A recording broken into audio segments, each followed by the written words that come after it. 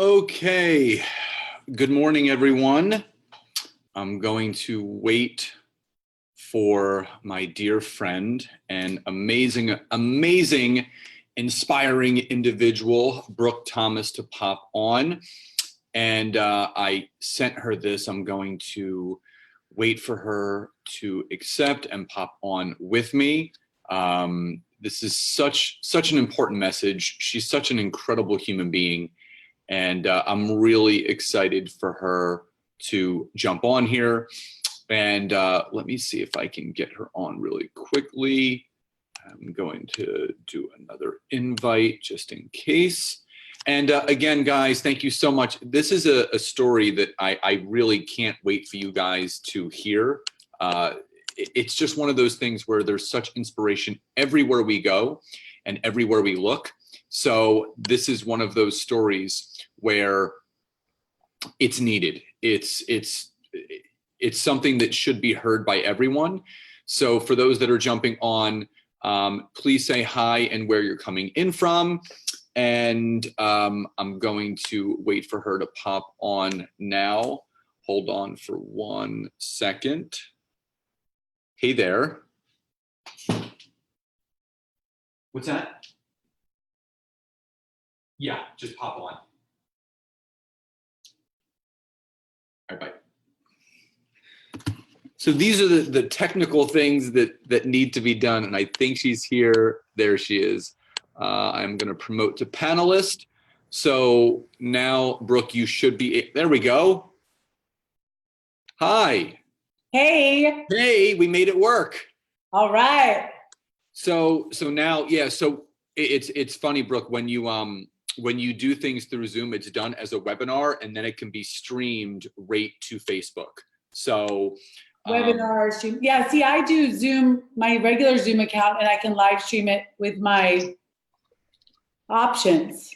Well, I'm gonna look into that because I do with I have the pro account, but I love that we have the ability to jump on and do this, and I know that we went through some technical things.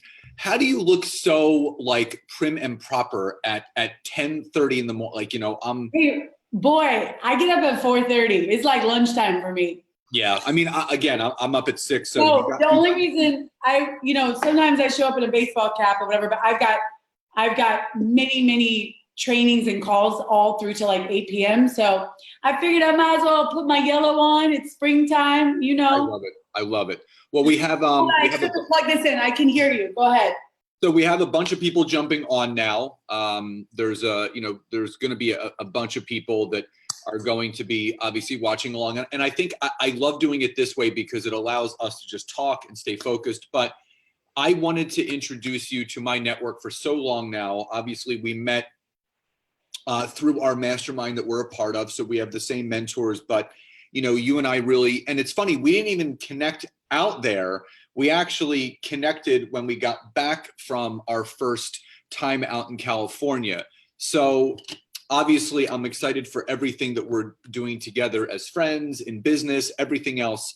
But for my network that doesn't know who Brooke Thomas is, I'm just going to turn it to you. Just tell everyone a little bit about who you are, where you're from, and before network marketing, just tell a little bit about your history and what led you to say yes to network marketing, and then we can kind of go from there as far as everything that you're doing since saying yes.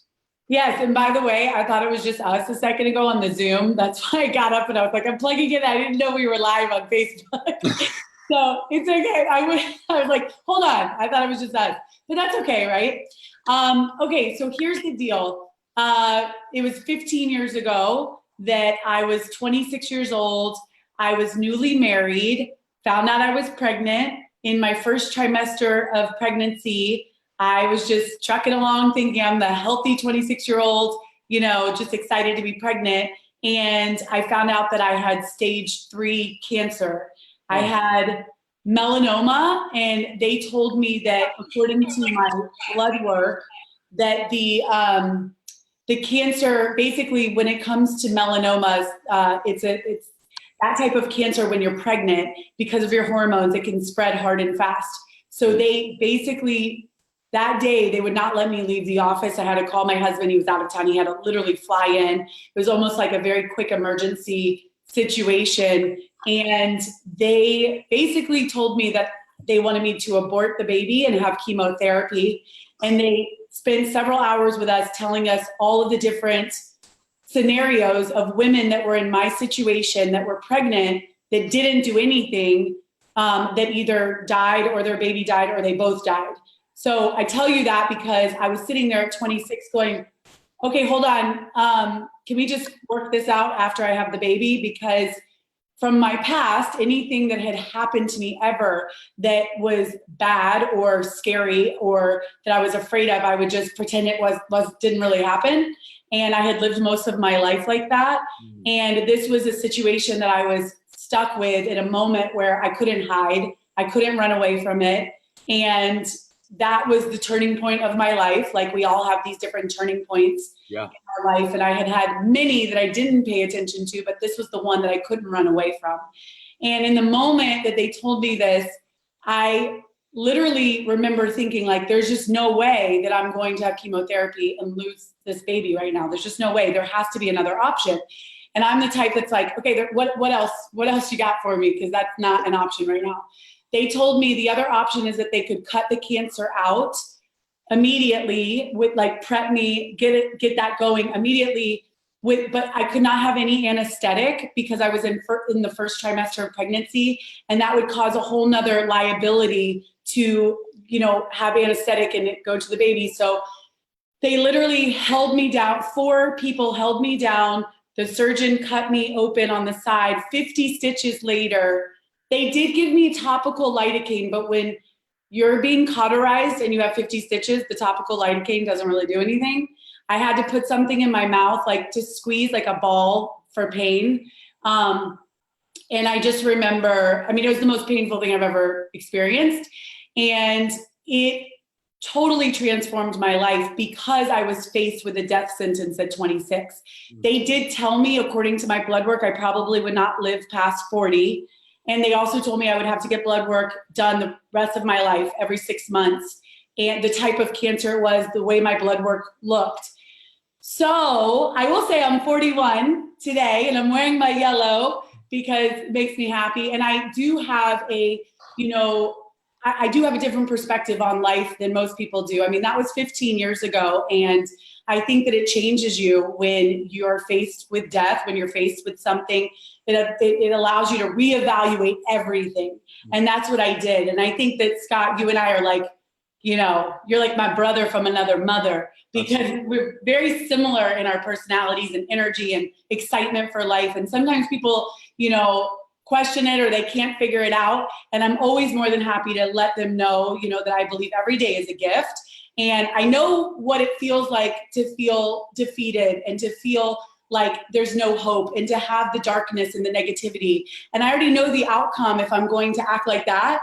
So I fight every day to be the opposite and to look at the bright side and to, live every day to the fullest, because I want to, and I want to leave a legacy. And so I was introduced to network marketing because I had started. So after I got the diagnosis, I was a business major. I was working in a corporate job. I had my real estate license. I was doing the thing that I thought I was supposed to do. Wasn't my passion? Not really, but I thought that's what I was supposed to do. When I was faced with cancer and I had time after the baby was born to really think about my life and think about whether I was really happy, was I really, doing what I was passionate about, I just started to research and really dive into the whole nutrition space, because I knew that I wanted to do everything I could to build a healthier body, because I was the healthy girl that was like fat-free, sugar-free, low-fat to fit into my skinny jeans. Like I thought that was healthy and I thought I was doing pretty good. But then when I really started to invest in nutrition certifications, and I became certified in nutrition, understood how our bodies thrive and how we can rebuild a body. Our cells regenerate every single day by what we put in our body. And so I started to get like this excitement around this topic that actually could saved me from, having cancer again. I started to understand how cancer thrives in an acidic body and like just all the things. And back then, 15, 14, 13 years ago, it wasn't as accessible as it is now as far as healthy foods. I started learning about wild fish, grass-fed beef, clean protein, supplementation. And there were so many people looking at me like I was crazy. I thought back then too that it was very, very difficult to sift through all the information. So I started creating information and creating tools for busy working moms or for just busy people in general that was simple because I needed something simple. And so through that process, I became super healthy. I ended up doing a lot of things that I never thought I would do. I was on an NBC show for 8 years in the kitchen doing cooking segments and healthy lifestyle segments. And I was the girl that didn't even know how to like boil water. And so that's, kind of a big transformation that happened. I ended up creating 2 cookbooks. I created a healthy lifestyle series that I sold to large corporations. Wow. And I was doing all the things that excited me to make this impact. And I thought that I could be this like warrior woman, mom on a mission, making this big impact. And the reason why I was introduced to network marketing is because at some point, I was doing all of the fitness, nutrition, and I understood about supplementations. I just didn't understand the difference between the clean and the toxic versus, the higher quality. And once I found that out, I was introduced to network marketing, which put me into a space where I actually realized for the first time after several years of doing this by myself, that if I really wanted to make an impact on this earth and I really wanted to leave a legacy and a footprint, I couldn't do it alone. And so I finally, I found this community of like-minded people that actually wanted to make an impact too. And it wasn't just about me, it was about me helping so many other people become leaders and build teams and make this bigger impact in that space. And so it just took me to a whole nother level of being able to build an asset, to have, income coming in while I was doing something I was passionate about, while I was doing something that I could be proud of with my daughters, so that I could then build other dreams. And so since then I've created other things. And that's what I love about network marketing. I always say, you and I are very similar. Like, I don't ever get caught up in conversations about anything negative when it comes to network marketing. I used to a long time ago, when I probably didn't have the experience I have, but like, I love network marketing. I think it's one of the most amazing platforms and to be able to make an impact. I think it's one of the most honest businesses you can be in because you have to talk to people and share from your heart why you're passionate about something instead of a product sitting on a shelf that can't talk. So I could go on, but that's like me in a nutshell right now. No, it's amazing. And I think, Cindy says you have such a brave and faithful story. And it's true because at 26, you've heard my story before, and we talk about brain tattoos and we talk about things that impact you at a certain point in your life. Me, I've shared my story, my father being imprisoned for 2.5 years when I was, 18 going on 19, being in your first trimester of your first child. And I mean, obviously, you have a whole new outlook on life, but I want to talk about the aspect of network marketing. And this is something I talked about with Chase Craft. And I want to get this from a female's perspective. I have such respect for you and Brett so much. You guys are both just amazing human beings individually, but more so as a couple. Talk about the posture that you need to have as not just a network marketer, but as a successful female network marketer, and how that posture helped Brett really understand that, Brooke is serious about this. So I may continue doing what I'm doing and eventually get on board, but speak to the women right now that are having those struggles where maybe they're not getting the spousal support that they really want. And they're questioning, am I really cut out for this? Because you hear it all the time. Sometimes you get in that position where you're asking for permission from your spouse instead of letting them know how serious you are. Talk about, from a female's point of view, how important it is for your posture to be so strong and so powerful that there is no convincing for the spouse that you're with.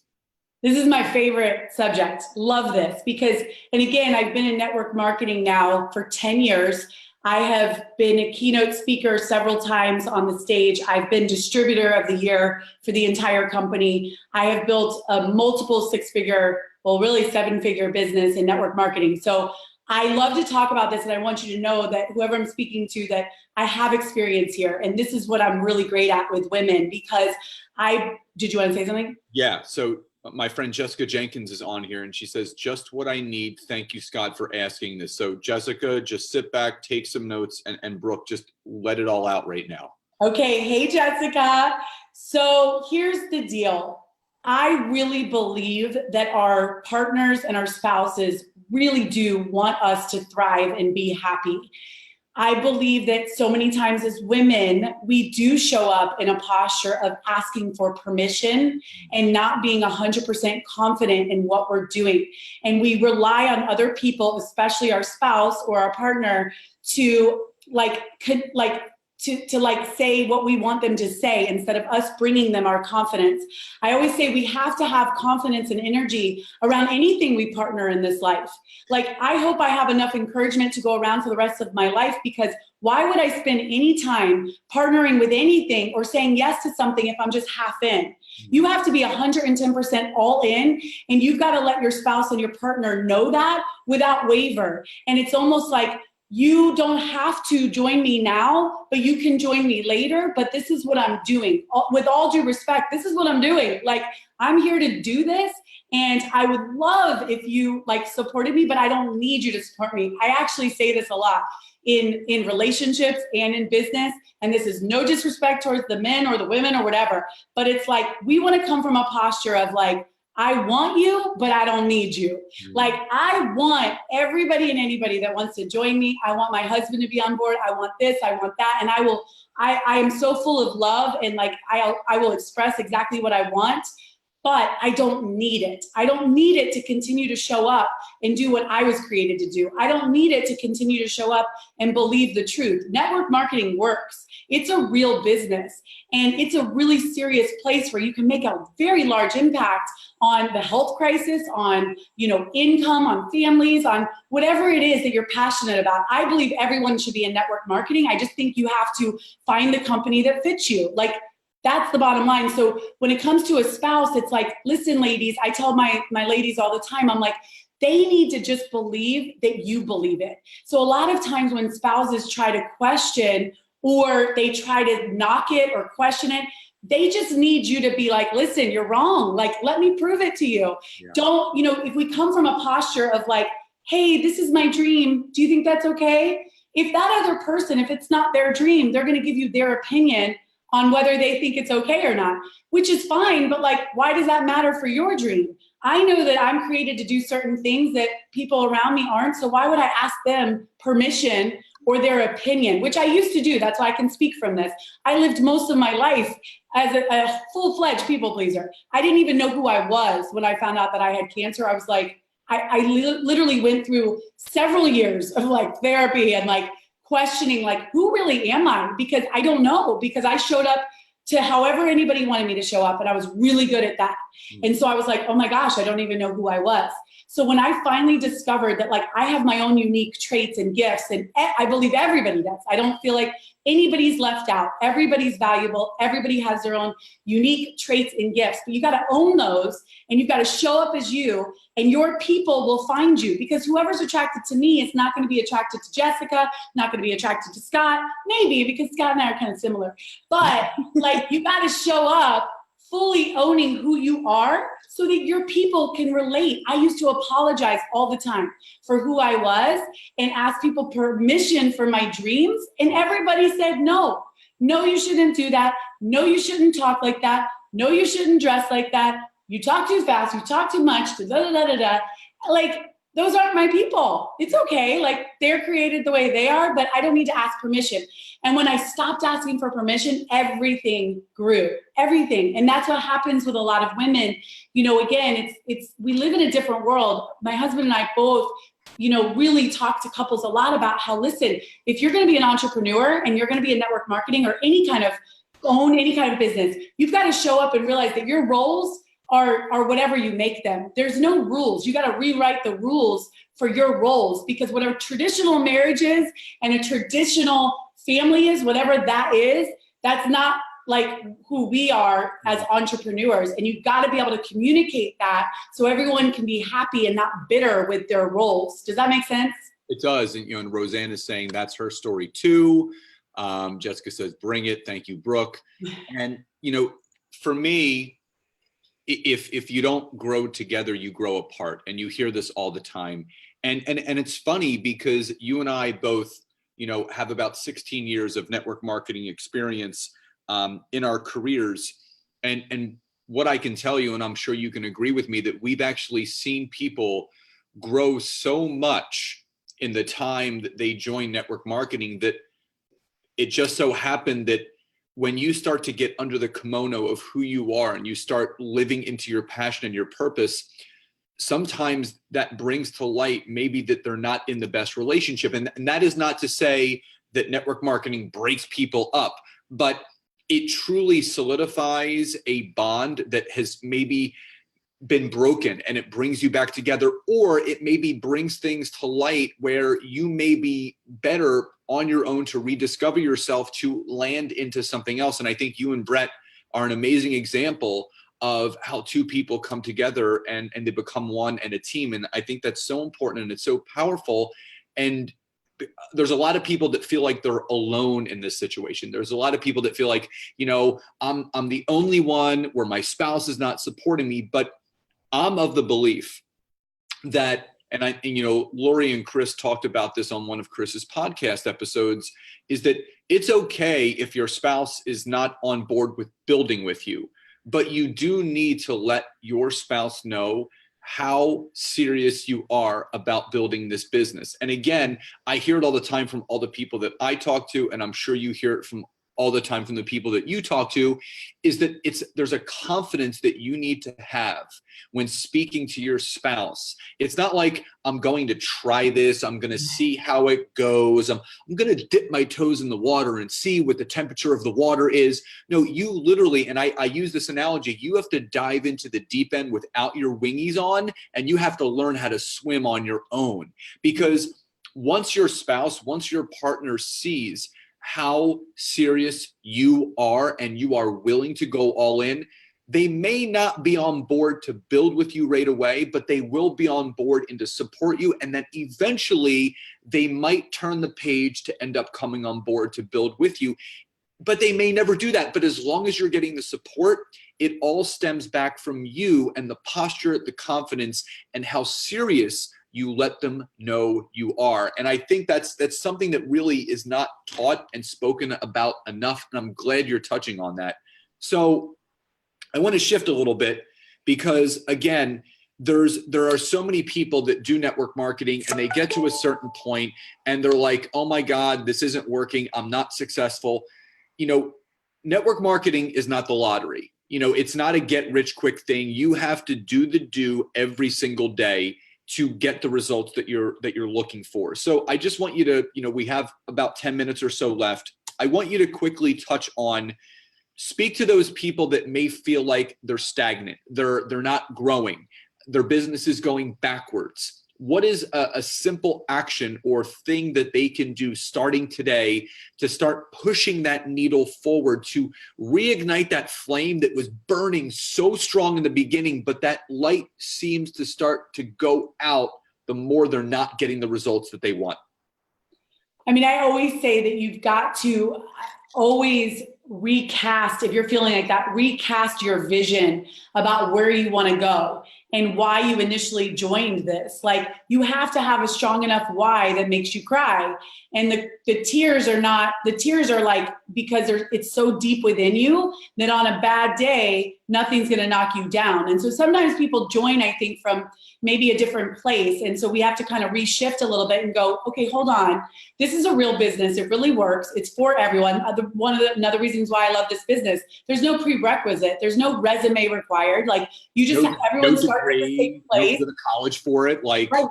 Everyone has the same hours in a day. There's 9 billion people in this world, you know? Now, thank you to you, Scott, and you didn't tell me to say this, but like now I've got a whole new world with LinkedIn, which, you know, is blowing my mind with what you teach. It's like incredible because, you know, everybody thinks that they run out of their network, and there's just no possible way you will, especially if you follow you on LinkedIn, because I'm about to go into a whole nother realm, which I'm really excited about. But when you lose that focus and you lose that like drive, or you feel defeated, I always say regroup, like just shake it off. It's life, it's business, it happens. Everybody has it. But you just got to go back to like what, casting your vision. Like, what is it going to look like when I become a leader here? What can I do? What are my giving goals? Like, what literally could the impact I can make, and why? And I always say, like, why not me? Like, why couldn't I be like that person? Why not me? And why can't I do it right now? The only person that's stopping you is you. And so I love being able to, you know, recast that vision. And then again, why? Having a why that's so deep, not just fitting in my skinny jeans, you know. This is like a why that's so deep. Like, so when I start talking about my daughters that are 11 and 14 now, and I really start to think about the impact that I've been able to make through the things I've done and them watching, and the legacy I want to leave if my life does end here on this earth, whenever it ends, that I can leave like knowing that I built something for them, with them, that I can be proud of. And when I talk about that too much, it makes me cry from a place of like just like joy and happiness, but also like nobody is going to stop me.